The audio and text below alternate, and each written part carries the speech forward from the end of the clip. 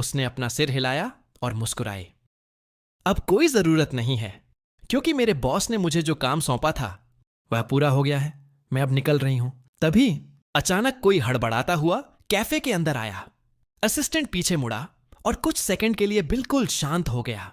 वह Luo यूपिंग, luau group की general manager थीं। जैसे ही मैंने लुओ यूपिंग को देखा, मुझे चिढ़ महसूस हुई। दूसरी तरफ कर्मचारी बहुत खुश थे। वे मन ही मन सोच रहे थे कि बॉस की पत्नी आ गई हैं, और वे बाकी सभी लोगों की घूरती नजरों को नजरअंदाज कर रहे थे। लुओ यूपिंग ने मेरा हाथ पकड़ा और कहा, मुझे तुमसे बात करनी है। यह कहते ही वह मुझे खींचकर पीछे की तरफ ले गईं। हमारे ओझल होने के बाद असिस्टेंट ने उस दिशा में इशारा किया जहां हम गए थे। क्या आप अपने बॉस को देखने नहीं जा रहे हैं? कर्मचारी हमेशा यही सोचते थे कि लू यूपिंग ही वह इंसान है जिससे मैंने शादी की है। उन्हें शक था कि हमारे बीच झगड़ा चल रहा है, इसलिए उनमें से एक ने जवाब दिया, वह हमारे बॉस की पत्नी है।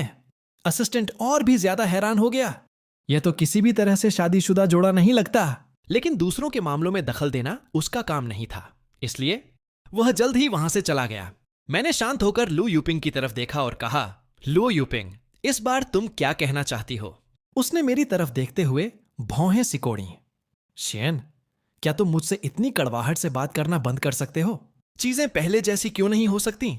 हर बार जब वह मुझसे मिलने आती थी तो वह चाहती थी कि हम दोनों एक एक कदम पीछे हटें, और वह उम्मीद करती थी कि मैं तमाशा खड़ा करना बंद कर दूं। लेकिन हर बार मेरे शब्द कांटों से भरे होते थे और हमारा अंत हमेशा अनबन के साथ ही होता था। तुम अच्छी तरह जानती हो कि मुझे खुद से दूर धकेला जाना पसंद नहीं है। अगर तुम इसी तरह व्यवहार करती रहोगी तो हम केवल एक दूसरे से और दूर होते चले जाएंगे।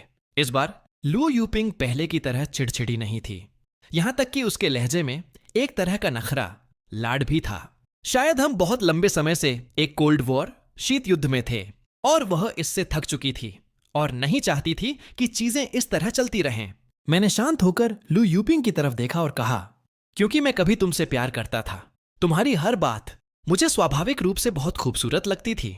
जब तुमने कहा कि तुम हमारी शादी का रजिस्ट्रेशन कराना चाहती हो तो मेरी खुशी का ठिकाना नहीं रहा। मैं यह भी भूल गया कि तुमने मुझे किस तरह नजरअंदाज किया था। उन 2 सालों के दौरान जब हम साथ थे, तुम्हारी तरफ से मिलने वाली जरा सी मिठास भी मुझे खुश करने के लिए काफी थी। मैंने सोचा था कि मैं हमेशा इसी तरह जीता रहूंगा, तुम्हारी दी हुई बची कुची मोहब्बत के टुकड़ों के सहारे। क्षमा पबटो, उस दिन तक जब तुमने उस हादसे की वजह से मुझे थप्पड़ मार दिया। मैं तुम्हें यह सब बता ही क्यों रहा हूं? तुम वैसे भी मेरे दर्द को महसूस नहीं कर सकती। तुम तो समझ भी नहीं पा रही हो कि मैं क्या कह रहा हूं। तुम बस यही सोचोगी कि मैं नखरे दिखा रहा हूं। बस एक बात याद रखना, अब हमारे बीच कोई गुंजाइश नहीं बची है, और मुझे परेशान करना बंद करो। लू यूपिंग वहां खड़ी रही, उसकी मुट्ठी कसकर भींची हुई थी। ऐसा नहीं था कि वह मेरी बात समझ नहीं रही थी, वह बस यह सोच रही थी कि मुझे उससे इस तरह बात नहीं करनी चाहिए, बच्चों की तरह बहस करते हुए कि कौन जीतेगा या कौन हारेगा। हमारे रिश्ते में हमेशा मैं ही उसके आगे झुकता था, इसलिए उसने स्वाभाविक रूप से उस सारे प्यार और अच्छाई को स्वीकार कर लिया था जो मैंने उसे दी थी।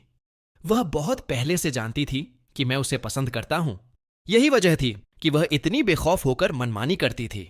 इस पल लुओ यूपिंग थोड़ी घबरा गई। मैं तुम्हें कैसे परेशान कर रही हूं? हमारी तो शादी होने वाली थी। वह अपनी हरकतों का बचाव नहीं कर सकती थी। उसने सच में मुझे थप्पड़ मारा था, लेकिन क्योंकि मैं उससे प्यार करता था, उसका मानना था कि मैं उसे हर हाल में माफ कर दूंगा। मैंने तुरंत उसके उस विचार को काट दिया और अपनी बात दोहराई। जिस पल तुमने मुझ पर हाथ उठाया, उसी पल हमारे बीच की हर गुंजाइश खत्म हो गई। लुओ यूपिंग ने भौहें सिकोड़ी और मुझ पर चिल्लाई, यह नामुमकिन क्यों है? तुम मुझे तब से पसंद करते हो जब तुम 8 साल के थे। कितने साल हो गए हैं? क्या तुम सच में इसे भुला सकते हो? क्या तुम सच में मुझे किसी और के साथ जाते हुए देख सकते हो? हमारे बीच यह नामुमकिन कैसे हो सकता है? मैंने उसे शांति से देखा तो वह यह बात हमेशा से जानती थी। वह जानती थी कि मैं उसे पसंद करता हूं, इसीलिए उसने मेरे साथ ऐसा व्यवहार किया। मेरी नजर लुओ यूपिंग के चेहरे पर टिक गई। जब मैं तुम्हें पसंद करता था तब भी क्या मैंने तुम्हें उन सभी सालों में गुयूचेंग के साथ रहते हुए नहीं देखा था? तो तुम शुरू से जानती थी कि मैं तुम्हें पसंद करता हूं, इसीलिए तुम जानबूझकर गुयूचेंग को बार बार मेरे सामने लाती थी क्या यह तुम्हारा मुझे यह बताने का तरीका था कि मैं सपने देखना छोड़ दूं? अतीत के टुकड़े मेरे दिमाग में फिर से तैरने लगे। लुओ यूपिंग को यह उम्मीद नहीं थी कि मैं एक और ऐसी बात उठाऊंगा जिसने मुझे इतनी गहरी चोट पहुंचाई थी। उसने घबराहट में मेरा हाथ पकड़ने के लिए हाथ आगे बढ़ाया। मेरा वह मतलब नहीं था। मैंने अपना हाथ हटा लिया और उसका हाथ हवा में ही अटका रह गया। उस पल मुझे सच में इस बात पर तरस आया कि लोग कितने दयनीय हो सकते हैं। जो उनके पास पहले से होता है वह उन्हें हमेशा उस चीज से सस्ता लगता है जिसे वे खो चुके होते हैं। हवा में लटके लू यूपिंग के हाथ को देखते हुए मैंने कहा, मैंने सोचा था कि जब वह कप टूटा था तो वह किस्मत का एक इशारा था जो हमारे बीच की दूरी को मिटाने की कोशिश कर रहा था। मुझे कभी उम्मीद नहीं थी कि वह इसके बजाय मुझे जागने का एक मौका देगा। पिछली बार जब मैं तुम्हारा हाथ थामना चाहता था तो तुमने मुझे झटक दिया था। वहीं पर हमारे बीच का सब कुछ खत्म हो गया था। तुमसे प्यार करना बहुत थका देने वाला था। तुम्हारे दिल में कोई और था और यहां तक कि एक मामूली सा टूटा हुआ कप भी तुम्हारे लिए मुझसे ज्यादा मायने रखता था। अगर तुम लगातार गुयूचेंग को मेरे सामने न लाती रहती तो शायद मैं सच में यह विश्वास कर लेता कि तुम्हें किसी के साथ अच्छा बर्ताव करना आता ही नहीं है। लेकिन बदकिस्मती से मैंने इसे अपनी आंखों से देखा था। मैं बहुत पहले ही लू यूपिंग से निराश हो चुका था और अब जब मुझे कुछ सच पता चल गया था तो उस निराशा में थोड़ी घृणा भी मिल गई थी। शेन, तुम्हें थप्पड़ मारना मेरी गलती थी। मैंने माफी मांगी, लेकिन हम इस तरह चीजों को खत्म नहीं कर सकते। लू यूपिंग अपने शब्दों में लड़खड़ा रही थी। उसे समझ नहीं आ रहा था कि कहां से शुरू करे। उसने बहुत सारी गलतियां की थीं और वह सब सिर्फ इसलिए क्योंकि वह मेरे प्यार पर जरूरत से ज्यादा भरोसा करती थी। लुओ यूपिंग ने कई गहरी सांसें लीं। उसे ऐसा महसूस हो रहा था जैसे वह डूब रही हो। पिछली बार उसने ऐसा तब महसूस किया था जब उसका गुयूचेंग के साथ ब्रेकअप हुआ था। वह मुझसे और ऐसे शब्द नहीं सुनना चाहती थी जो उसे चोट पहुंचाए। लुओ यूपिंग मुड़ी और कैफे से बाहर चली गई। मैंने लुओ यूपिंग को जाते हुए देखा और राहत की सांस ली। लेकिन यह सब कहने के बाद मैं लुओ यूपिंग को यह बताना भूल गया कि मेरी शादी हो चुकी है। मैं खिड़की के पास बैठ गया और बाहर चलते राहगीरों को देखते हुए धीरे धीरे खुद को शांत करने लगा। हर बार जब मैं लुओ यूपिंग को देखता था तो मेरी भावनाएं बुरी तरह से डगमगा जाती थीं। और आज यह जानने के बाद कि वह बहुत पहले से जानती थी कि मैं उसे पसंद करता हूं, मुझे इस बात से घिन आ रही थी कि जिस सच्चाई को मैंने इतने लंबे समय तक संजो कर रखा था उसे बार बार पैरों तले रौंदा गया। कुछ देर वहां बैठने के बाद मैंने स्टाफ को सूचित किया और जल्दी घर के लिए निकल गया। जब मैं घर पहुंचा तो शियाओशिन पहले ही वापस आ चुकी थी और खाना बना रही थी। मैंने अपना सिर हिलाया। कुछ नहीं। लुओ यूपिंग आज दोपहर मुझसे मिलने कैफे आई थी। बस उसकी वजह से मुझे ऐसा लगा कि जो भी प्यार मेरे दिल में उसके लिए था वह बिल्कुल बेकार था। यह कहने के बाद मैंने ऊपर देखा और शियाओशिन का खूबसूरत चेहरा मेरे बेहद करीब था। मैं तुरंत भूल गया कि मैं क्या कहना चाहता था। मैंने अनजाने में अपना थूक निकला। खूबसूरती सच में ध्यान भटकाने वाली होती है। 2 सेकंड रुकने के बाद मैंने कहा, सच कहूं तो अब मेरे दिल में लुओ यूपिंग के लिए कोई भावना नहीं बची है। मैं बस अपनी भावनाएं तुम्हारे साथ साझा करना चाहता था। अगर तुम ये बातें नहीं सुनना चाहती तो मैं आगे से तुम्हारे सामने कभी इनका जिक्र नहीं करूंगा। शियाओशिन ने अपना सिर हिलाया। मेरा हाथ पकड़ते हुए उसने कहा, तथ्य यह है कि तुम मुझे ये बातें इतनी खुलकर बता सकते हो, इसका मतलब है कि मेरे मन में कोई शक नहीं रहेगा। अचानक मुझे कुछ जलने की गंध आई। मैं सीधा बैठ गया और पूछा, यह कैसी गंध है? शियाओशिन ने रसोई की तरफ देखा। मुझे लगता है कि यह वह मछली है जो मैं पका रही थी। वह तुरंत उठी और रसोई में गई। स्टोव बंद किया और जल्दी से ढक्कन उठाया। सूप पहले ही उबलकर सूख चुका था और मछली जल गई थी। हम दोनों ने बर्तन के पास एक दूसरे को देखा और बेबसी से मुस्कुराए क्योंकि डिश जल चुकी थी।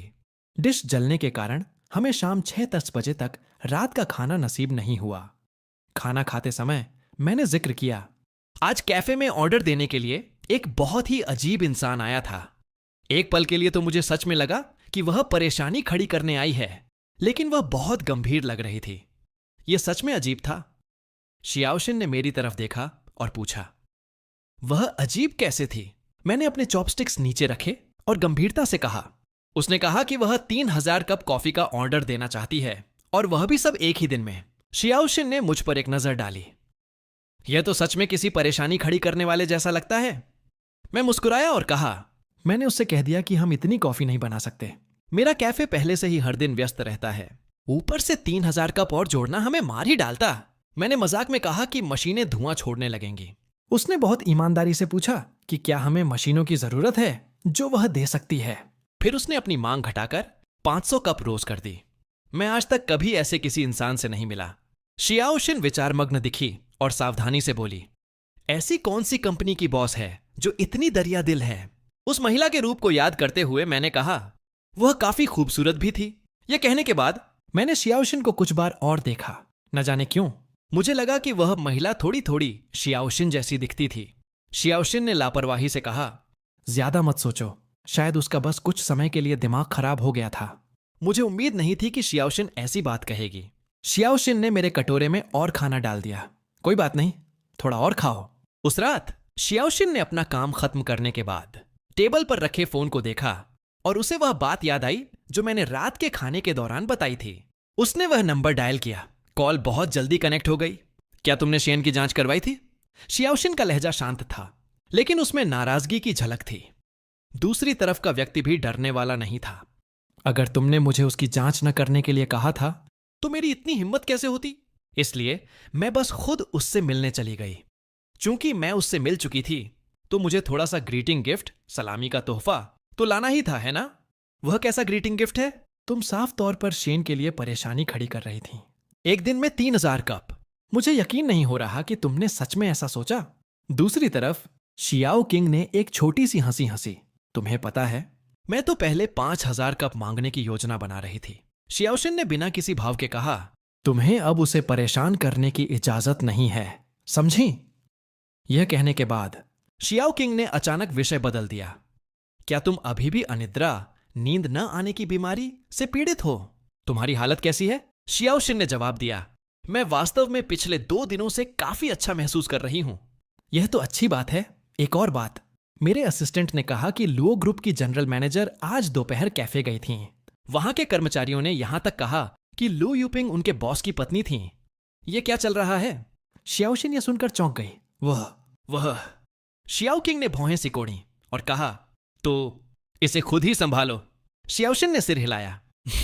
मुझे पता है। कॉल काटने के बाद ही वह बेडरूम में वापस आई, यह सोचते हुए कि कल दोपहर उसे कैफे का एक चक्कर लगाना ही होगा ताकि लो यूपिंग नाम के लिए भी उसकी जगह न ले सके। अचानक मैंने एक जाना पहचाना चेहरा आते देखा। शियाओशिन अपने हाथों में ढेर सारी चीजें लेकर एंट्रेंस से अंदर आ रही थी। वे डेसर्ट, चॉकलेट, कैंडीज जैसी चीजें लग रही थीं। मैं तुरंत उसके पास गया, सुखद रूप से हैरान होकर। तुम यहां क्या कर रही हो? शियाओशिन ने मन ही मन सोचा कि अगर वह कानूनी पत्नी के तौर पर एक बार वहां नहीं गई तो कैफे का स्टाफ लू यूपिंग को ही बॉस की पत्नी मानता रहेगा। कई कर्मचारियों ने उनकी तरफ देखा और जब उन्होंने देखा कि वह एक बेहद खूबसूरत महिला है तो वे और भी हैरान रह गए। शियाओशिन बोल उठी, मैं यहां पहली बार आ रही हूं, इसलिए मैं कुछ आफ्टरनून टी, शाम की चाय नाश्ता लेकर आई हूं। मुझे उम्मीद है कि आप सबको यह पसंद आएगा। कर्मचारी उनके चारों तरफ इकट्ठा हो गए। बॉस, ये कौन है? शियाओशिन ने अपना हाथ मेरे हाथ में डाल दिया। मैं हंसा और उसका परिचय कराया। ये मेरी पत्नी है। क्या मैंने पहले ही सबको नहीं बताया था कि मेरी शादी हो गई है? कर्मचारियों ने तुरंत उनका अभिवादन किया। नमस्ते भाभी जी। शियाओशिन के होठों पर एक हल्की सी मुस्कान आ गई। नमस्ते। कर्मचारी लिली भी थोड़ी उत्साहित थी। कोई आश्चर्य नहीं कि बॉस ने पिछली बार कहा था कि अगली बार हमें उन्हें अच्छे से देखने का मौका मिलेगा। अब हम सच में देख सकते हैं। सबको शियाओशिन से मिलाने के बाद हमने चाय नाश्ता बांटा और फिर खिड़की के पास बैठ गए।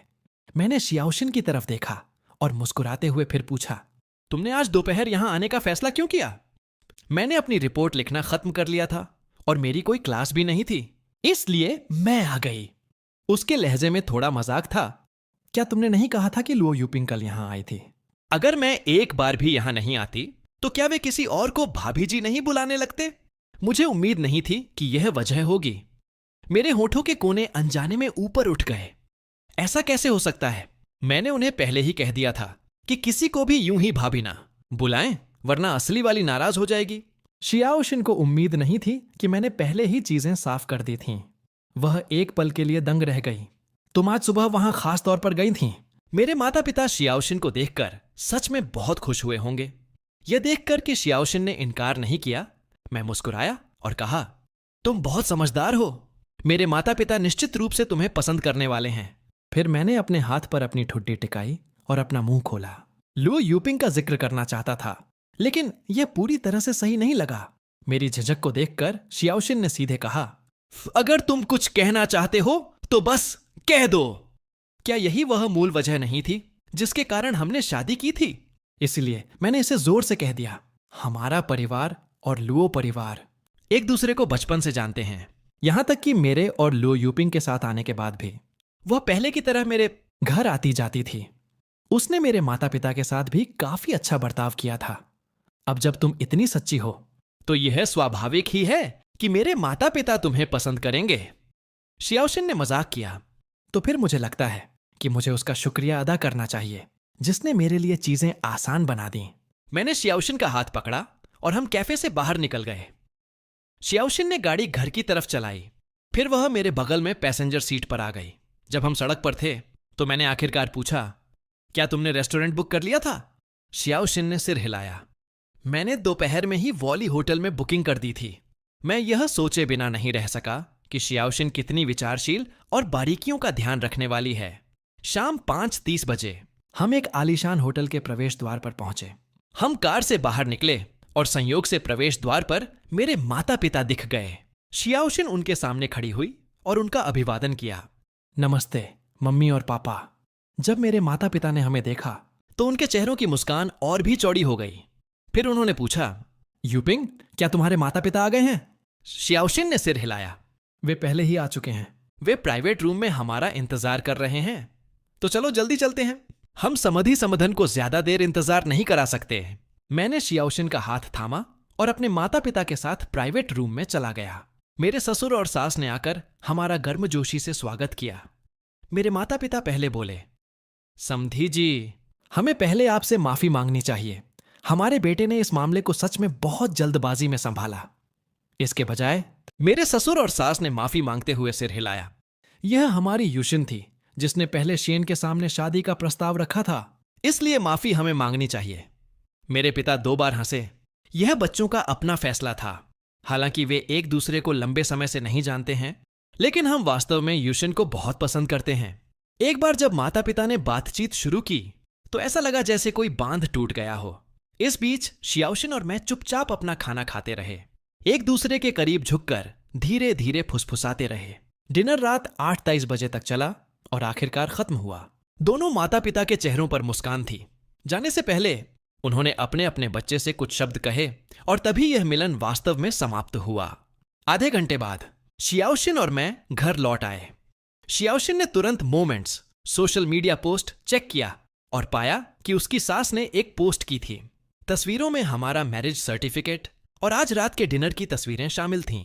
इसने बुनियादी तौर पर उनके रिश्ते को सार्वजनिक कर दिया था। शियाओशिन ने तुरंत मैरिज सर्टिफिकेट निकाला, दोनों प्रतियों को एक साथ रखा और उनकी एक और तस्वीर ली। उसने मोमेंट्स पर भी कैप्शन के साथ पोस्ट किया, नवविवाहित। अब हर किसी को पता होना चाहिए कि उसकी शादी हो चुकी है। जैसा कि उम्मीद थी, जिसने भी इसे देखा उसने उसे बधाई भेजी। शियाओशिन अभी भी सभी दुआओं को पढ़ने की खुशी में डूबी हुई थी कि तभी टेबल पर रखा मेरा फोन अचानक बिना रुके बजने लगा। शियाओशिन ने स्क्रीन पर एक नजर डाली। वहां कोई सेव किया हुआ नाम नहीं था, बस नंबरों की एक सीरीज थी। कॉल बिना रुके एक के बाद एक आ रही थी। रिंगटोन ने मेरे सिर में दर्द कर दिया। जब मैं नहाकर बाहर आया तो मैंने रिंगटोन सुनी और पूछा, कौन फोन कर रहा है? शियाओशिन ने अपना सिर हिलाया। कोई नाम नहीं है। यह नंबर पहले ही कम से कम 10 बार कॉल कर चुका है। एक नाम तुरंत मेरे दिमाग में आया। शियाओशिन को भी कुछ समझ आ गया था।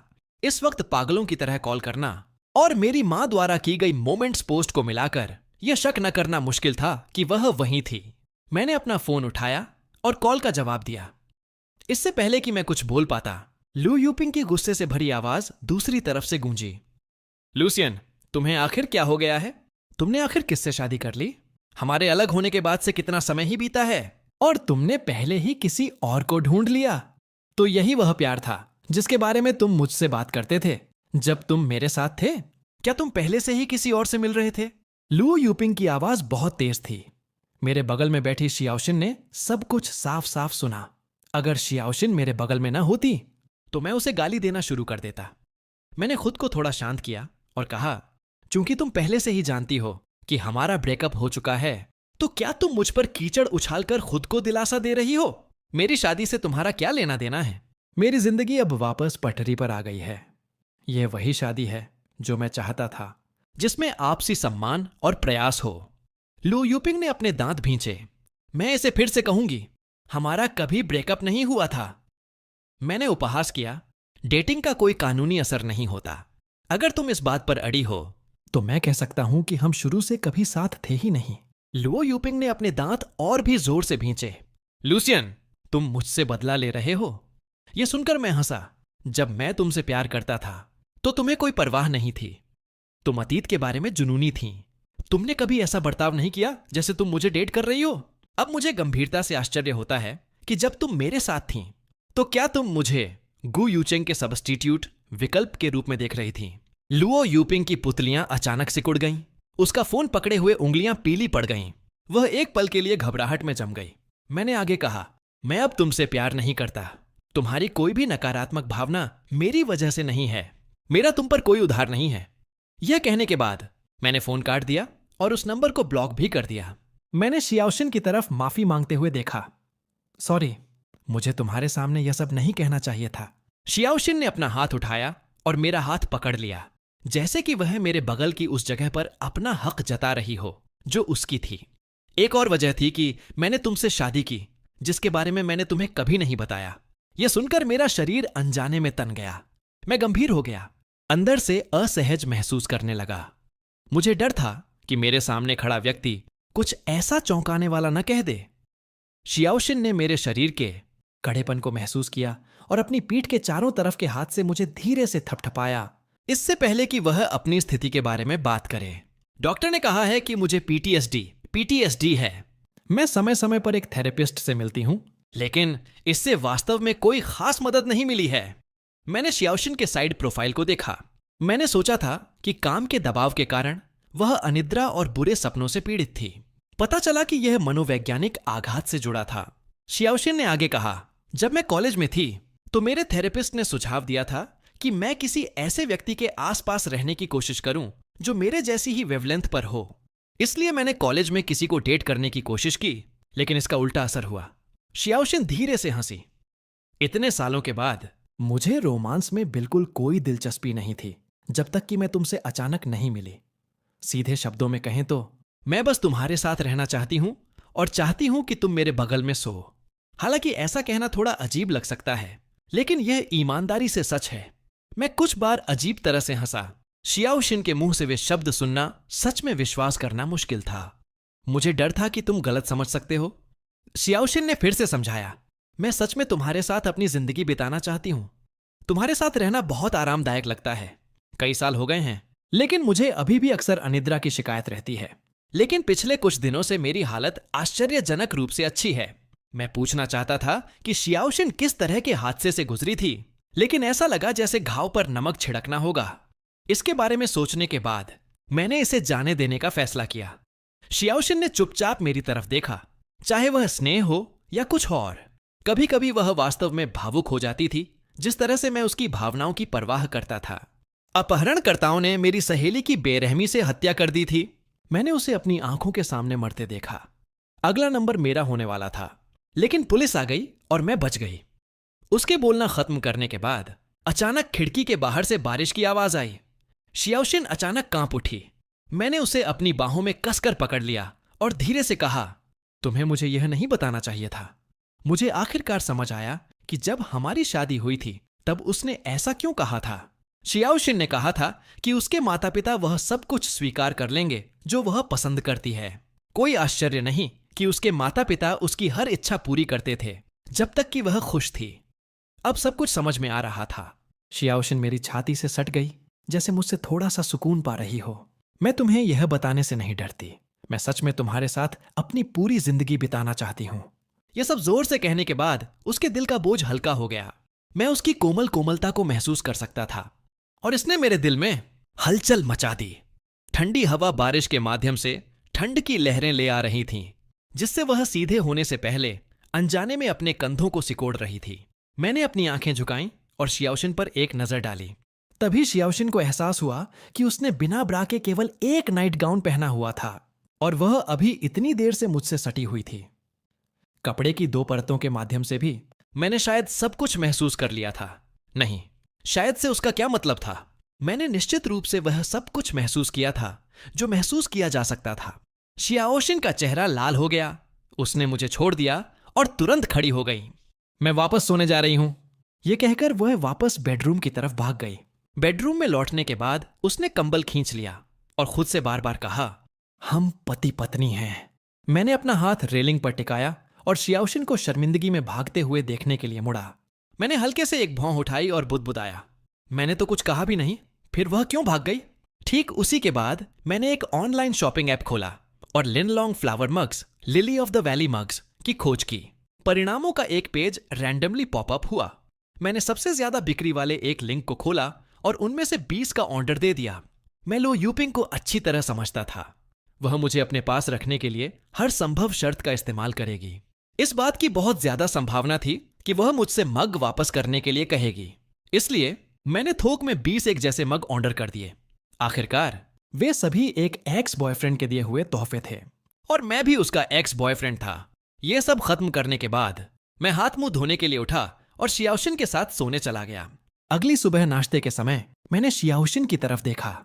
अपने मुंह के खाने को धीरे धीरे चबाने के बाद मैंने पूछने से पहले कुछ सेकंड का इंतजार किया, क्यों ना मैं तुम्हें बाद में स्कूल छोड़ दूं? शियाओशिन सहमत होने से पहले 2 सेकंड के लिए रुकी। हमारे बाहर जाने के बाद मैंने कार को एक कॉफी शॉप के सामने पार्क कर दिया, अपनी सीट बेल्ट खोली और शियाओशिन से कहा, 1 सेकंड मेरा इंतजार करो, मैं कुछ कॉफी खरीदने जा रहा हूं। जब मैं कॉफी का इंतजार कर रहा था, शियाओशिन अपनी भौहें थोड़ी ऊपर उठाते हुए पास आई। उसने धीरे से पूछा, क्या यह मेरे लिए है? मैंने सिर हिलाया। चलो चलें, वरना हमें देर हो जाएगी।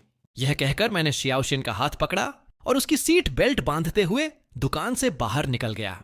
शियाओशिन का हाथ थोड़ा रुका। वह मेरी तरफ मुड़ी और बोली, मैंने इसके पैसे नहीं दिए। मैं मनोरंजन से हंसा, जितना चाहो उतना पियो। जब हम स्कूल के पास पहुंचने वाले थे, मैंने पूछा, आज दोपहर में तुम्हें कितने बजे लेने आऊं? शियाओशिन ने लगभग तुरंत जवाब दिया, 4:30 के आसपास। मैंने सिर हिलाया। अगर तुम जल्दी फ्री हो जाओ तो मुझे कॉल कर देना, शियाओशिन ने जिद से जवाब दिया। हालांकि मन ही मन उसे लगा कि थोड़ा इंतजार करना। कोई बड़ी बात नहीं है। कार का इंजन बंद हो गया और गाड़ी रुक गई। बाहर निकलने के बाद शियाओशिन ने कैंपस की तरफ देखा। ड्राइवर की तरफ की खिड़की के पास खड़े होकर वह नीचे झुकी और मुझसे पूछा, तुम अंदर आकर मेरे साथ देखना चाहते हो? क्या मैं आ सकता हूं? वैसे भी मेरे पास करने के लिए कुछ खास नहीं है, क्योंकि शियाओशिन ने मुझे इनवाइट किया था। बेशक मैं देखना चाहता था। शियाओशिन ने सिर हिलाया। जरूर। मैंने उसकी तरफ देखा और मुस्कुराते हुए सिर हिलाया, फिर कार से बाहर निकला और उसके साथ स्कूल के गेट के अंदर चला गया। शियाओशिन मुझे सीधे ऑफिस की तरफ ले गई। हम बस दरवाजे पर पहुंचे ही थे कि अंदर से एक आवाज सुनाई दी, प्रोफेसर शिया, आज आप हमेशा से ज्यादा लेट क्यों हैं? प्रोफेसर शिया। आधी बात के बीच में ही आवाज अचानक रुक गई। शिनमिन ने चुपचाप शियाओशिन के बगल में खड़े आदमी को देखा। मुझे लगा कि माहौल थोड़ा अजीब है, इसलिए मैं पहले बोला, गुड मॉर्निंग। शिनमिन होश में आई। मॉर्निंग। शियाओशिन ने शिनमिन की तरफ इशारा किया और कहा, शिनमिन एक टीचर हैं जो मेरे साथ ऑफिस शेयर करती हैं, वही जो तुम्हारे साथ डिनर करना चाहती थी। उसने मुझे एक कुर्सी पर बिठाया और शिनमिन पास आई। उसने शियाओशिन को कोहनी मारी, तुमने अभी तक अपने पति का परिचय मुझसे नहीं कराया। शियाओशिन मुस्कुराई और जवाब दिया, यह मेरे पति हैं, लूसियन। शिनमिन ने मेरी तरफ देखा और कहा, मैंने नोटिस किया है शियाओशिन पिछले कुछ दिनों से काफी बेहतर मूड में है। क्या उसने आखिरकार सोना शुरू कर दिया है? मैं मुस्कुराया और सिर हिलाया। हाँ। शिनमिन तुरंत शियाओशिन के बारे में शिकायत करने लगी। वह सच में एक मॉन्स्टर, राक्षस है। न केवल उसने ग्रेड्स स्किप किए, बल्कि वह कभी सोती भी नहीं थी, बस खुद को काम में मार डालती थी। वह अपने 20 के दशक में ही प्रोफेसर बन गई। सोने न मिलने के जिक्र पर मैंने अपनी मुस्कान समेट ली और शियाओशिन की तरफ देखा। अब जब मैं उसके अतीत के बारे में जानता था, तो ऐसा नहीं था कि वह बिल्कुल सोना नहीं चाहती थी। शियाओशिन ने मेरी आंखों में वह सारा दर्द देखा। उसने धीरे से मेरा हाथ थपथपाया। यह देखकर कि समय हो गया है, मैंने कहा, मुझे अब चलना चाहिए। आप लोग अपना काम जारी रखें। मैं शिनमिन की तरफ देखना और यह कहना नहीं भूला, प्रोफेसर शिन, आइए कभी साथ में खाना खाते हैं। शिनमिन ने जवाब में मुस्कुराया। शियाओशिन ने कहा कि वह मुझे बाहर तक छोड़ना चाहती है, लेकिन मैंने मना कर दिया। मैं खुद बाहर जा सकता हूं, वरना तुम्हें एक और चक्कर लगाना पड़ेगा। जैसे ही मैं जाने वाला था, मैंने हाथ बढ़ाकर शियाओशिन का हाथ पकड़ लिया। शियाओशिन मेरी तरफ देखने के लिए मुड़ी। मैंने उसे अपने सामने खींचा और धीरे से उसके होठों को चूमने के लिए अपना सिर नीचे झुकाया। वह हरकत कोमल थी, जुदा होने की अनिच्छा से भरी हुई थी। शियाओशिन कुछ सेकंड के लिए जम गई। उसके गाल थोड़े लाल हो गए और उसने अपने होंठ भींच लिए। मैंने उसकी तरफ देखकर मुस्कुराया और कहा, तो फिर मैं अब जा रहा हूं। यह कहकर मैं मुड़ा और चला गया। शियाओशिन पहले से ही दरवाजे पर खड़ी होकर बाहर देख रही थी। उसकी आंखों में प्यार व्यावहारिक रूप से छलक रहा था। गलियारे में मुझे गायब होते देखने के बाद ही उसने आखिरकार अपनी नजरें हटाईं। उसके पीछे शिनमिन पूरी तरह से अवाक थी। प्रोफेसर शियाओशिन, क्या आप दोनों थोड़ा कम दिखावा करना बंद कर सकते हैं? क्या आपको लगता है कि मेरा कोई अस्तित्व ही नहीं है? क्या आप जानते हैं कि आप जैसे पूरी तरह से मैचिंग शादीशुदा जोड़े को मेरे सामने लगातार अपना प्यार जताते देखना कितना दर्दनाक है? मैं शियाओशिन पास आई और हल्के से जवाब दिया, तुम्हें देखने की जरूरत नहीं थी। शियाओशिन को उम्मीद नहीं थी कि मैं आज उसे किस करूंगा, इसलिए वह पूरी क्लास के दौरान अच्छे मूड में थी। शिनमिन बता सकती थी कि शियाओशिन बहुत खुश थी। जब भी वह खुश होती थी तो वह ऐसा एहसास कराती थी जैसे उसे परवाह ही नहीं कि दूसरे जिएं या मरें। इस बीच मैं वापस दुकान पर आ गया। जैसे ही मैंने एंट्री की, मैंने जियांग यू को खिड़की के पास बैठे देखा। मैं मुस्कुराया और पास गया। तभी एक डिलीवरी वाला प्रवेश द्वार पर पहुंचा और दुकान में एक पैकेज लेकर आया। इसके लिए साइन करने के बाद मैंने इस पर एक नजर डाली और महसूस किया कि यह वही मग थे जो मैंने कल रात खरीदे थे। एक ही शहर की डिलीवरी सच में तेज थी। मैंने उन्हें कल रात ऑर्डर किया था और वे आज आ गए। मेरा एक्सप्रेशन देखकर जियांग यू उत्सुक लगा। तुमने क्या खरीदा, माइटी? उसने पूछा। जियांग यू ने अपनी कॉफी की चुस्की लेते हुए मेरे सामने टेबल पर रखे पैकेज को अनबॉक्स करते हुए देखा। जैसे ही उसने देखा कि अंदर क्या है, वह अपनी कॉफी थूकते थूकते बचा। जियांग यू ने एक टिश्यू पकड़ा और अपना मुंह पोंछा। उसकी आंखें फटी की फटी रह गईं। फिर वह जोर से हंस पड़ा। धत्त तेरे की, तुम सच में खेल खत्म करने वाले हो। मैंने टेबल पर 20 लिली फ्लावर मग रख दिए। क्या यह बिल्कुल वैसे ही नहीं है जैसा मग जिऊ याकिन ने लुओ यूपिंग को दिया था? जियांग यू ने एक उठाया और उसे अपने हाथ में लेकर खेला। मग की दीवार पर हल्के से थपथपाया और हर कोण से उसकी जांच की, यहां तक कि मग की दीवार की मोटाई भी उसे लगभग एक जैसी लगी। जियांग यू मुस्कुराया और बोला, ये बिल्कुल एक जैसे हैं। हर एक की कीमत कितनी थी? मैंने जवाब दिया, हर एक 59.99 का था। इस वाले की बिक्री सबसे ज्यादा थी। एक और वर्जन 180 का भी था, लेकिन ईमानदारी से कहूं तो लुओ यूपिंग इसके लायक नहीं है। वह शायद उन्हें फिर से तोड़ देगी। जियांग यू ने सोचा कि मैं सच में कुछ अलग चीज हूं, तो इसीलिए तुमने थोक में 20 मग ऑर्डर किए। मैं मुस्कुराया और सिर हिलाया। बस ऐसे ही बैकअप के लिए। अगर वह मुझसे इसे वापस करने के लिए कहती है तो मुझे कम से कम तैयार रहना चाहिए। जियांग यू ने अपने हाथ का मग नीचे रखा और एक लंबी सांस ली। अगर उसके पास तुमसे मिलने आने की कोई और वजह नहीं बची तो वह सच में मग को एक बहाने के रूप में इस्तेमाल कर सकती है। भले ही तब उसने केवल यही सोचा हो कि तुम थोड़े जियो, याकिन जैसे दिखते हो, और यह बस एक पल का शौक था। फिर भी तुम 20 साल तक साथ रहे और उसने अपने एक्स के लिए अपनी भावनाओं को कभी पूरी तरह से नहीं छोड़ा। जियांग यू ने विषय बदल दिया। क्या तुम दोनों ने सोचा है कि तुम शादी कब करोगे? मैंने अपना सिर हिलाया। उसके लिए अब भी कोई जल्दबाजी नहीं है। हमारे माता पिता ने उस दिन साथ में डिनर करते समय यह बात उठाई थी, लेकिन वे इसे अभी भी मुझ पर और शियाओशिन पर छोड़ रहे हैं। जियांग यू ने सिर हिलाया। सही बात है, शादी की प्लानिंग करना भी काफी झंझट का काम है। इसके अलावा अगर तुम और शियाओशिन अभी शादी करते हैं तो मुझे सच में चिंता होगी। मैंने सारे मग अरेंज करना खत्म किया और उसकी तरफ देखा। किस बात की चिंता? जियांग यू मुस्कुराया और बोला, मुझे चिंता है कि लुओ यूपिंग तुम्हें और शियाओशिन को इतना प्यार में डूबा हुआ नहीं देख पाएगी और शादी में हंगामा खड़ा कर देगी। मुझे लगा कि मौजूदा लुओ यूपिंग सच में ऐसा करने के काबिल थी। आखिरकार हमारा अभी हाल ही में ब्रेकअप हुआ था। लू यूपिंग निश्चित रूप से मुझे किसी और के साथ बर्दाश्त नहीं कर सकती थी। कुछ देर सोचने के बाद मैंने सिर हिलाया। हां, कुछ कहा नहीं जा सकता। मैं वास्तव में लुओ यूपिंग को ध्यान में रखना भूल गया था, लेकिन हमने अभी तक शादी के बारे में नहीं सोचा है, इसलिए चिंता करने की कोई जरूरत नहीं है, जियांग यू ने आगे कहा। फिर भी तुम्हें ज्यादा चिंता करने की जरूरत नहीं है। क्या लुओ यूपिंग ज्यू याकिन के लिए परेशानी खड़ी करने से नहीं बची थी? हम सब एक साथ बड़े हुए हैं, भले ही तुम्हारे लिए और ज्यू याकिन के लिए उसकी भावनाएं अलग हों, फिर भी वहां भावनाओं की एक बुनियाद है। कुछ समय बीतने के बाद यह सब शांत हो जाएगा। वास्तव में जियांग यू भी पक्का नहीं था, क्योंकि लुओ यूपिंग के विचार समुद्र की गहराई से भी ज्यादा रहस्यमयी थे। मैंने विचारपूर्वक सिर हिलाया। जियांग यू ने समय पर एक नजर डाली। मैं अब निकल रहा हूं, मेरी बाद में एक मीटिंग भी है। उसके बोलना खत्म करने के बाद मैंने टेबल पर रखे मगों को देखा और एक उठाया। उसे जियांग यू के सामने रखते हुए कहा, एक चाहिए? पर जियांग यू को यह प्रफुल्लित करने वाला लगा और उसने वास्तव में मजाक करते हुए इसे ले लिया, यह कहते हुए कि मैं सच में देखना चाहता हूं कि इस मग में ऐसा क्या जादुई है। जियांग यू को विदा करने के बाद मैंने मगों को वापस बॉक्स में पैक किया और आज का काम शुरू किया। मैं दोपहर 4:30 बजे तक व्यस्त रहा। फिर शियाओशिन को लेने गया।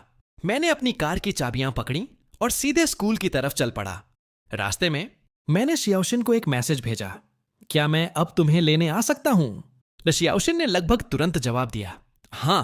फिर उसने जोड़ा, परेशानी के लिए खेद है। जब मैं स्कूल के गेट पर पहुंचा तो शियाओशिन पहले से ही वहां मेरा इंतजार कर रही थी। वह मेरी तरफ बढ़ी और पैसेंजर साइड का दरवाजा खोला। ऐसा लगा जैसे वह काफी समय से इंतजार कर रही हो। क्या मुझे देर हो गई? शियाओशिन ने अपना सिर हिलाया। नहीं, मैं भी अभी बाहर आई हूं। तुम काफी जल्दी यहां पहुंच गए। लगभग 10 मिनट के बाद हम घर पहुंच गए। कार एक स्थिर जगह पर रुक गई। मैंने अपने बगल में आंखें बंद किए बैठी शियाओशिन की तरफ देखा, यह सोचते हुए कि वह सो गई है। जैसे ही मैं सोच रहा था कि मुझे उसे जगाना चाहिए या नहीं, कार रुकते ही उसने अपनी आंखें खोल दी। मैंने उसकी तरफ देखा और कहा, मुझे लगा तुम सो गई हो। शियाओशिन मेरे साथ लिफ्ट से बाहर निकली। दरवाजा खोलते हुए उसने कहा, मैं उन लोगों में से नहीं हूं जो आसानी से सो जाते हैं। बोलने के बाद शियाओशिन थोड़ा मुड़ी और मेरे कान के पास झुकी, धीरे से फुसफुसाते हुए, हालांकि तुम्हारे सहारे टिकने से यह आसान हो जाता है। यह कहने के बाद वह धीरे से हंसी, अपना काला ट्रेंच कोट उतारा और उसे सोफे पर फेंक दिया। उसने अपनी शर्ट की आस्तीनें ऊपर चढ़ाई और सीधे रसोई की तरफ चली गई। डिनर के बाद मैंने कुछ देर पढ़ाई की। शियाओशिन को गुड नाइट कहने के बाद मैं नहाने चला गया। जब मैं नहाकर बेडरूम में लौटा तो मैंने शियाओशिन को बालकनी पर खड़े होकर फोन पर बात करते देखा। मैं बस बेड पर चढ़ा ही था कि शियाओशिन ने कांच का दरवाजा खोला और वापस अंदर आ गई। मैं बेड पर बैठकर शियाओशिन को देख रहा था, जो अभी अभी अंदर आई थी। उसने अपनी आंखें उठाईं और मुझ पर पलकें झपकाईं। उसकी लंबी घुंघराली पलकें धीरे से फड़फड़ा रही थीं, जिससे वह अविश्वसनीय रूप से आकर्षक लग रही थी। मेरी नजर गहरी हो गई और मैं तुरंत मंत्रमुग्ध हो गया। शियाओशिन ने मेरी आंखों में छुपी इच्छा को पकड़ लिया। जैसे ही वह कुछ कहने वाली थी, मैंने अचानक तकिए पर एक हाथ का सहारा लेकर नीचे झुककर उसे चूम लिया। बस कुछ ही किस के बाद शियाओशिन मेरे नीचे पूरी तरह पिघल गई। उसकी आंखें लगातार मदहोश होती जा रही थीं। मेरे हाथ धीरे धीरे तकिए से उसके कंधे की तरफ बढ़े, पतले कपड़े के माध्यम से उसे धीरे से सहलाते हुए। मेरी उंगलियां अनजाने में उसकी कॉलर के किनारे पर अटक गईं। फिर अचानक मैं रुक गया, अपना हाथ पीछे खींच लिया और उसके होठों को भी छोड़ दिया। शियाओशिन की आंखों में अनिच्छा केवल एक छोटी सी लालसा से कहीं ज्यादा थी। उसकी नजर अभी भी इच्छा से धुंधली थी। जब उसने मेरी तरफ देखा, मैं करवट लेकर उसके बगल में लेट गया। इस तरह बीच में अचानक रुकने से हम दोनों को कुछ असहज महसूस हो रहा था। धीमी आवाज में मैंने कहा, मैं तुम्हारा फायदा नहीं उठाने जा रहा हूं। मैं तुम्हारे पहले कदम उठाने का इंतजार करूंगा। इतनी देर तक किस के जाने के बाद शियाओशिन अभी भी पूरी तरह संभल नहीं पाई थी। वह वहां कमजोरी से लेटी रही। काफी देर बाद उसने धीरे से जवाब दिया, ठीक है। मेरा दिमाग अभी भी शियाओशिन की प्यार भरी आंखों और उसके दिलकश लाल होठों से भरा हुआ था। मैं शियाओशिन पर एक नजर डालने के लिए मुड़ा। क्या वह किससे इतनी बेसुध हो गई थी कि वह अभी तक मेरी बात को समझ नहीं पाई थी? आखिरकार मेरा मतलब समझने के बाद वह एक पल के लिए शांत रही। फिर मैं धीरे से हंसा और धीमी आवाज में कहा, शियाओशिन, ऐसा लगता है कि तुम इसका बहुत लुत्फ उठा रही हो। शियाओशिन तुरंत शर्मा गई। उसने कंबल अपने ऊपर खींच लिया और मेरी तरफ अपनी पीठ कर ली। मैं सोने जा रही हूं। अगले दिन शियाओशिन ने मेरे जाने से पहले मेरे लिए नाश्ता तैयार किया। मैं उस समय सो रहा था। पिछला ऑर्डर खत्म करने के बाद मुझे दुकान पर इतनी जल्दी जाने की जरूरत नहीं थी। मैं सुबह 9 बजे तक स्टोर नहीं गया। जैसे ही मैं कार से बाहर निकला, किसी ने अचानक मेरी कलाई पकड़ ली और बिना किसी चेतावनी के मुझे अपने बगल की कार में धकेल दिया। कार का दरवाजा लॉक था। लू यूपिंग मेरे बगल में बैठी थी, अभी भी वही ठंडा और दूर का व्यवहार लिए हुए। मैंने उसकी तरफ अवाक होकर देखा। लू यूपिंग मेरे थोड़ा करीब झुकी। तुम मेरे साथ ऐसा बर्ताव क्यों कर रहे हो? लुओ यूपिंग इसे समझ नहीं पा रही थी। मैंने उससे इतना प्यार किया था। भले ही हम हर दिन एक दूसरे को नहीं देखते थे, फिर भी जब भी उसे खाली समय मिलता था वह मुझसे मिलने आ जाती थी। मैं उसके चारों तरफ अंतहीन बातें करता रहता था। भले ही उसने शायद ही कभी सुना हो, कम से कम मैं उसके साथ चिपक कर खुश था। मेरे सामने खड़ी महिला मेरी यादों में बसी लुओ यूपिंग पर हावी हो रही थी।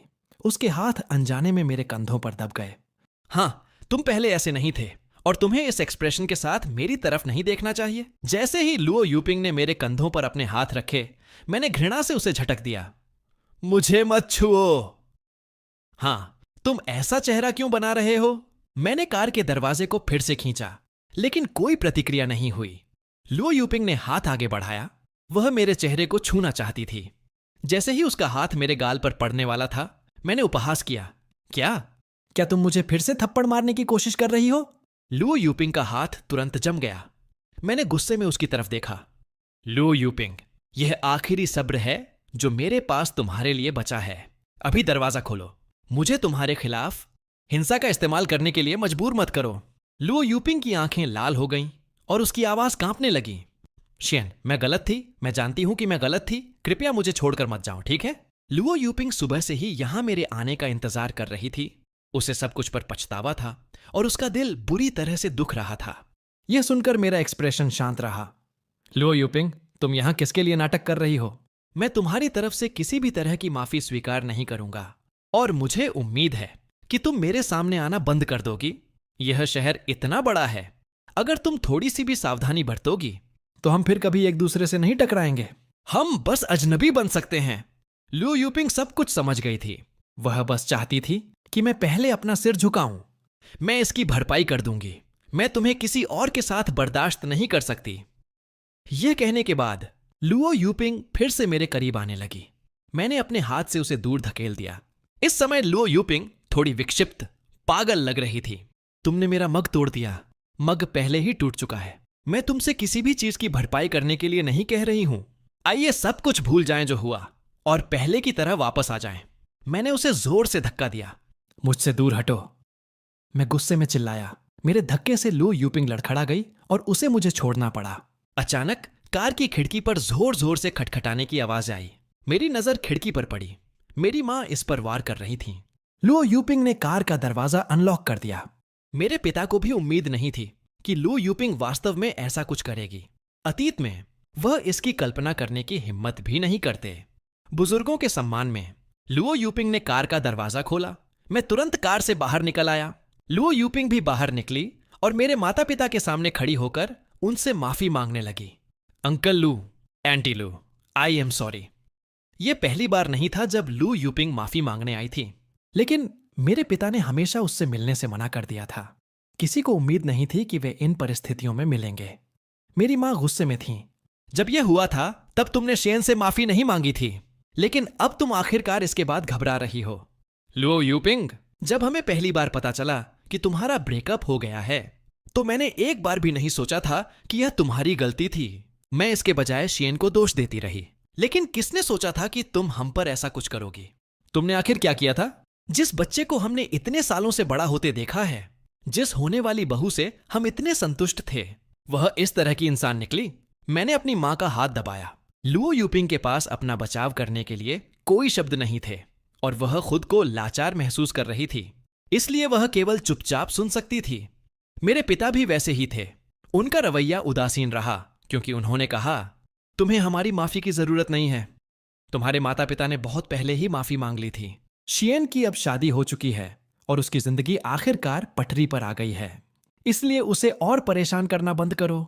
जब मेरी शादी का जिक्र आया तो लुओ यूपिंग की आवाज भारी हो गई। अंकल लू, आंटी लू, क्या आप सच में शियाओ शिन को इतनी अच्छी तरह जानते हैं? वो शेन को कब से जानती है? क्या वे सच में एक दूसरे को समझते हैं? क्या आप सच में शेन को उसके साथ रहने देकर सहज महसूस कर सकते हैं? लू यूपिंग बस यह नहीं समझ पा रही थी कि मेरे माता पिता मुझे किसी ऐसे व्यक्ति से शादी क्यों करने देंगे जिसे मैं केवल कुछ समय से जानता था। मेरी मां ने गुस्से में लू यूपिंग की तरफ देखा और कहा, हम तुम्हें अंदर और बाहर से जानते थे, और क्या हुआ? तुम और शियन एक दूसरे को 26 साल से जानते थे। तुम एक चेतावनी की कहानी का सबसे सटीक उदाहरण हो। उन कुछ शब्दों ने लू यूपिंग को अवाक कर दिया। मेरी मां ने आगे कहा, मैंने कभी नहीं सोचा था कि एक दिन चीजें इस तरह बदल जाएंगी। भूल जाओ कि तुमने हम बुजुर्गों के साथ कैसा बर्ताव किया। हमें उसकी परवाह नहीं है। हम बस यही चाहते थे कि तुम और शियन साथ में खुश रहो। लेकिन हकीकत इसके बिल्कुल उलट निकली। तुमने हर मोड़ पर शियन को नजरअंदाज किया। अतीत में हम हमेशा तुम्हें समझने की कोशिश करते थे और यहां तक कि शियन को भी समझाते थे। उसे लगातार बताते थे कि तुम्हारे साथ एक छोटी बहन की तरह व्यवहार करे और तुम्हारा ख्याल रखे। अब जब मैं इसके बारे में सोचती हूं तो शियन के व्यक्तित्व के साथ अगर तुमने लगातार उसे ठंडा रवैया न दिया होता तो उसने हमसे कभी शिकायत नहीं की होती। वे इसके बारे में जितना ज्यादा बात करते थे उनके दिल उतने ही ठंडे होते जाते थे। मेरे पिता ने आह भरी और कहा, कोई बात नहीं, आर्यू शियाओशिन का उपनाम हो सकता है। बहुत अच्छी है। मैं लगभग हंस पड़ा। मेरे पिता की इस व्यंग्यात्मक टिप्पणी के बाद मेरी मां का गुस्सा कुछ कम होता दिखाई दिया। लुओ यूपिंग ने खुद को अच्छी तरह संभाला, हालांकि उसकी आंखें थोड़ी लाल हो गई थीं। आखिरकार वह और सुनने की हिम्मत नहीं जुटा पाई और जाने के लिए तैयार हो गई। जाने से पहले उसने फिर से थोड़ा झुककर एक बार फिर माफी मांगी। यह कहने के बाद वह जल्दी से कार में बैठ गई। एक बिल्कुल साफ आंसू उसके गाल से नीचे फिसल गया। मैं अपने माता पिता के चेहरों पर उदासी के निशान देख सकता था। आखिरकार उनके लिए लू यूपिंग केवल कोई ऐसी लड़की नहीं थी जिसे उन्होंने बचपन से बड़ा होते देखा था। बाद में उन्होंने उसे अपनी होने वाली बहू के रूप में भी माना था। उसके प्रति उनकी भावनाएं अनिवार्य रूप से जटिल थीं। वह गुस्सा दिलाने वाली थी, निराश करने वाली थी, फिर भी दयनीय भी थी। मैंने अपने माता पिता को दिलासा दिया, अब और उदास मत हो। फिर मैंने विषय बदल दिया। मम्मी पापा, हम पास से गुजर रहे थे, इसलिए हम आपसे मिलने आ गए। किसने सोचा था कि हमारे पहुंचते ही हम लू यूपिंग को देख लेंगे। यह कहने के बाद हम तीनों बैठने के लिए एक जगह ढूंढने लगे। मेरे माता पिता को कॉफी पीने की आदत नहीं थी, इसलिए मैंने उनके लिए 2 कप चाय बनाई। मेरे पिता ने पूछा, क्या लुओ यूपिंग इससे पहले भी तुमसे मिलने आई थी? मैंने सिर हिलाया। वह आई थी, लेकिन उसने केवल कुछ बेमतलब की बातें ही कहीं। मेरी मां ने ठंडी सांस ली। मुझे सच में नहीं पता कि वह क्या सोच रही है। तब हम नए साल के दौरान भी उसे मुश्किल से देख पाते थे। अब वह अचानक हर समय दिखाई दे रही है। थोड़ी देर और बैठने और मुझे कुछ याद दिलाने के बाद मेरे माता पिता आखिरकार चले गए। जब मैं मुड़ा और वापस दुकान में गया तो मैंने नोटिस किया कि कर्मचारी मुझे घूर रहा था। मैं एक भौंहा उठाए बिना नहीं रह सका। उसने शायद वही सब सुन लिया था जो मैंने बाहर लू यूपिंग से कहा था। बॉस, मेरा मतलब जासूसी करना नहीं था। बात बस इतनी है कि लू यूपिंग बहुत ज्यादा ध्यान खींचने वाली थी। वह पहले बाहर खड़ी थी और मैंने गलती से सब कुछ सुन लिया, सारे टुकड़ों को एक साथ जोड़कर। मैंने कम बेशक अंदाजा लगा लिया कि क्या हुआ था। मैंने खारिज करते हुए अपना हाथ हिलाया। यह इतनी महत्वपूर्ण बात नहीं है। लिली ने भावनात्मक रूप से आह भरी। मुझे कभी उम्मीद नहीं थी कि लुओ यूपिंग वास्तव में इस तरह की इंसान होगी। मैं हल्का सा मुस्कुराया। मेरी नजर डिस्प्ले विंडो में रखे मगों पर पड़ी। आज लुओ यूपिंग ने फिर से मगों की बात उठाई, इसलिए मुझे सच में ये उसे वापस कर देने चाहिए। इन सभी मगों को पैक करने में मेरी मदद करो। मैं इन्हें बाद में ले जा रहा हूं। लिली एक बॉक्स लेकर आई और सब कुछ अंदर पैक कर दिया। मैंने उससे पूछा, तुम्हें एक चाहिए? बिना सोचे समझे लिली ने अपना सिर हिलाया। नहीं। मैंने एक मग बाहर निकाला और उसकी सावधानी से जांच की। लुओ यूपिंग ने उस मग का कई सालों तक इस्तेमाल किया था। मैंने अपने हाथ का मग ढेर के ऊपर रख दिया, फिर अपना फोन निकाला और चूचुआन को एक मैसेज भेजा। मेरे पास कुछ है जो मैं लुओ यूपिंग को वापस करना चाहता हूं। क्या तुम इसे डिलीवर करने में मेरी मदद कर सकती हो? जैसे ही चूचुआन ने मैसेज देखा, वह उत्साहित हो गई। चूचुआन आधे घंटे से भी कम समय में दुकान पर पहुंच गई। अंदर आने के बाद वह मेरे सामने बैठ गई और सावधानी से मेरा मुआयना करने लगी। वह तुरंत एक नतीजे पर पहुंचे। लुओ यूपिंग आज सुबह तुमसे मिलने आई थी। मैंने उसकी तरफ धीरे से सिर हिलाया। उसने मुझे कार में खींच लिया और दरवाजे भी लॉक कर दिए। उसने ऐसा बर्ताव किया जैसे वह पागल हो गई हो। चूचुआन ने थोड़ी भौहें सिकोड़ी। उसने कुछ ज्यादा तो नहीं किया, है ना? मैंने अपना हाथ हिलाया। मेरे माता पिता आ गए थे। जैसे ही चूचुआन ने यह सुना, वह जोर से हंस पड़ी। वह जानती थी कि लुओ यूपिंग हमेशा से लू परिवार से माफी मांगना चाहती थी, लेकिन उन्होंने बस उससे मिलने से मना कर दिया था। आज जैसी स्थिति में उसे दयालुता से स्वीकार किए जाने का कोई सवाल ही नहीं था। मैंने अपने पास से लिली ऑफ द वैली मग निकाला और उसे टेबल पर रख दिया। चूचुआन एक पल के लिए जम गई और उसने मेरी तरफ देखा। क्या तुमने इसे वापस चिपका दिया? चूचुआन नहीं जानती थी कि मग कितनी बुरी तरह से टूटा था। मुझे अचानक एक जैसा मग निकालते हुए देखकर यह मानना मुश्किल नहीं था कि मैंने इसे वापस जोड़ दिया है। मैंने अपना सिर हिलाया। इसे वापस चिपकाओ, वह इतनी बुरी तरह टूटा था। बेशक मैंने एक नया खरीदा है। हर एक की कीमत 29 युआन और 90 सेंट है। चूचुआन और भी जोर से हंस पड़ी। उसने तालियां बजाईं और मुझे थम्स अप दिया। यह अद्भुत है। मैं दोपहर के खाने पर यह मग उसके पास ले जाऊंगी। चूचुआन एक पल के लिए रुकी, फिर मेरी तरफ देखकर मुस्कुराई। लेकिन मुझे लगता है कि वह इसे फिर से तोड़ सकती है। यह सुनकर मैंने फर्श से एक और बॉक्स उठाया और उसे टेबल पर रख दिया। अगर वह उन्हें तोड़ना चाहती है तो उसे तोड़ने दो। चूचुआन ने उत्सुकता से बॉक्स का ढक्कन खोला और तुरंत उसकी आंखें फटी की फटी रह गईं। क्या तुमने ये थोक में खरीदे हैं? मैं मुस्कुराया। उसे बाकी के 19 दे दो और उसे धीरे धीरे तोड़ने दो। वैसे भी मैंने उसका सामान वापस कर दिया है। अगली बार वह बेहतर होगा कि मग की बात दोबारा ना उठाए। वह उन सभी मगों को घूरती रही, यह सोचते हुए कि इतनी सस्ती चीज के लिए क्या सच में लू यूपिंग के लिए उस बॉयफ्रेंड पर हाथ उठाना सही था जिसे वह बचपन से जानती थी।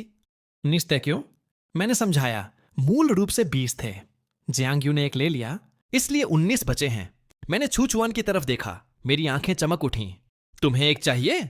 मैं तुम्हें एक दे दूंगा। चूचुआन एक सेकंड के लिए ठिठक गई। यहां तक कि जियांग यू ने भी एक ले लिया। ठीक है, मैं भी एक ले लेती हूं। वह मुस्कुराई। बाकी के 18 मगों को लू यूपिंग धीरे धीरे तोड़ सकती है। मैंने बॉक्स उठाया और कहा, मैं इसे कार तक ले जाने में तुम्हारी मदद करूंगा। फिर मैं चूचुआन के पीछे बाहर चला गया। चूचुआन कार में बैठी और खिड़की नीचे की, मुस्कुराते हुए मेरी तरफ देखने लगी। परेशान मत हो, जब मैं बाद में उससे मिलूंगी तो मैं तुम्हारी तरफ से उसे डांटूंगी। मैं अब जा रही हूं। चूचुआन के गाड़ी चलाने के बाद वह जल्द ही लुओ यूपिंग के यहां पहुंच गई। जैसे ही उसने लुओ यूपिंग को देखा, उसने तुरंत उसे लेक्चर देना शुरू कर दिया। तुम्हें अब आखिर क्या परेशानी है? तुम हर कुछ दिनों में शियन के सामने क्यों आ जाती हो? वह शादीशुदा जोड़ा अभी बिल्कुल ठीक कर रहा है। दखल देना बंद करो। पहले तो लुओ यूपिंग ने चूचुआन के डांटने पर कोई खास प्रतिक्रिया नहीं दी, लेकिन जब चूचुआन ने वह आखिरी वाक्य कहा तो वह खुद को और नहीं रोक पाई और अपना वाइन ग्लास तोड़ दिया। वे कैसा शादीशुदा जोड़ा है और तुम अभी भी उस बात को उठा रही हो? चूचुआन ने एक भौं उठाई। भाग्यवश उसने लुओ यूपिंग से पहले ही एक प्राइवेट रूम बुक करने के लिए कह दिया था, वरना वे शायद चारों तरफ से घिर जाते और चिड़ियाघर के जानवरों की तरह देखे जाते।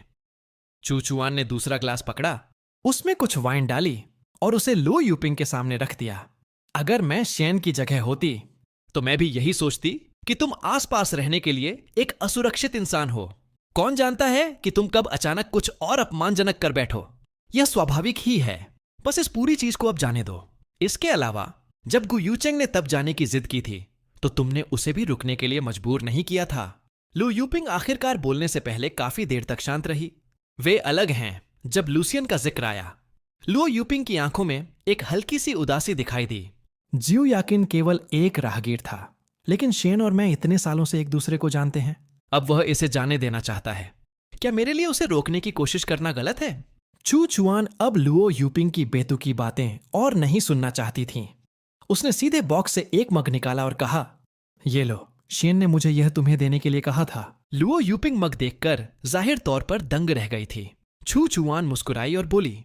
उसने कहा, यह तुम्हारे मग का मुआवजा है। यह बिल्कुल वैसा ही है।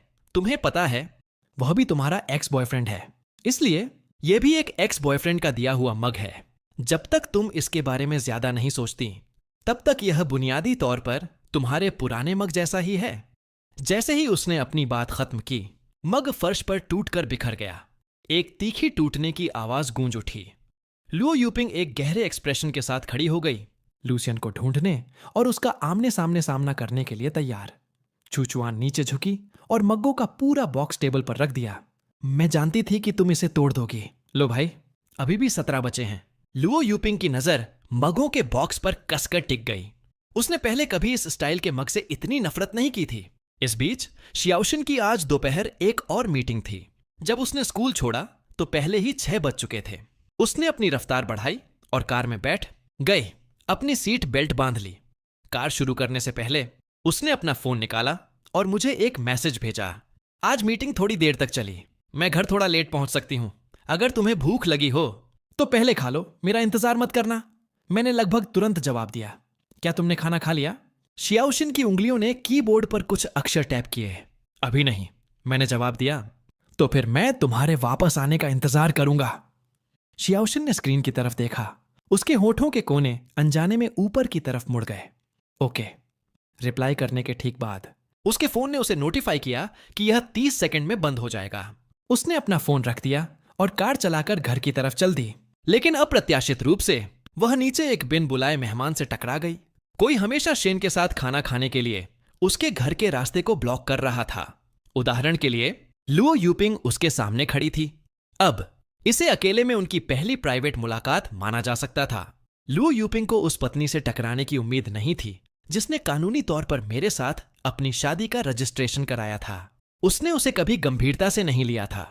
उसका नाम शियाओशिन लगता था, लेकिन उसे देखकर भी उसे जलन हुई और अंदर से बेहद असहजता महसूस हुई। लुओ यूपिंग ने चलना बंद कर दिया। उसका पूरा शरीर एक बर्फीली आभा बिखेर रहा था जो अजनबियों को दूर रखती थी। तुम सच में वैसी ही दिखती हो। शियाओशिन को उससे कोई मतलब नहीं था। वह इस तरह की महिला से बात नहीं करना चाहती थी, लेकिन दुर्भाग्य से लुओ यूपिंग जानबूझकर उसके रास्ते में खड़ी हो गई। शियाओशिन ने लुओ यूपिंग के चारों तरफ से निकलने की कोशिश की, लेकिन लुओ यूपिंग ने फिर से उसका रास्ता ब्लॉक कर दिया। तभी शियाओशिन ने ठंडेपन से सीधे उसकी तरफ देखा। इससे पहले शियाओशिन ने कभी नहीं समझा था कि जलन में प्रतिद्वंद्वियों के मिलने में ऐसा क्या खास होता है, और लुओ यूपिंग ने कभी नहीं सोचा था कि एक दिन वह लूसियन के कारण एक रोमांटिक प्रतिद्वंद्वी का आमने सामने सामना करेगी। वह जानती थी कि उसके सामने चाहे जो भी खड़ा हो, शेन निश्चित